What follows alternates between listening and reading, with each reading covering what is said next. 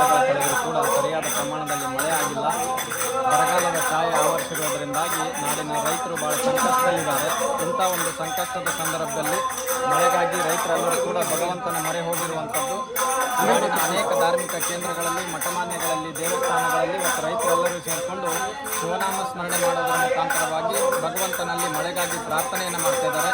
ಈ ನಿಟ್ಟಿನಲ್ಲಿ ಯಡಗಿಮದ್ರಿ ಗ್ರಾಮದ ಶಾಂತಶಿವೇಶ್ವರ ಸಂಸ್ಥಾನ ಮಠದಲ್ಲಿ ಈ ಭಾಗದ ರೈತರೆಲ್ಲರೂ ಸೇರಿಕೊಂಡು ಮತ್ತು ಮಳೆಗಾಗಿ ಸುಮಾರು 7 ದಿನಗಳ ಕಾಲ ಸಪ್ತಭಜನಾ ಕಾರ್ಯಕ್ರಮ ಅಂದರೆ ದಿನದ 24 ಗಂಟೆಯೂ ಕೂಡ ನಿರಂತರವಾಗಿ 8ರಿಂದ 7 ದಿನಗಳ ಕಾಲ ಇವತ್ತು ನಾಮಸ್ಮರಣೆಯನ್ನು ಮಾಡಲಿಕ್ಕೆ ಮಾಡಿರುವಂಥದ್ದು.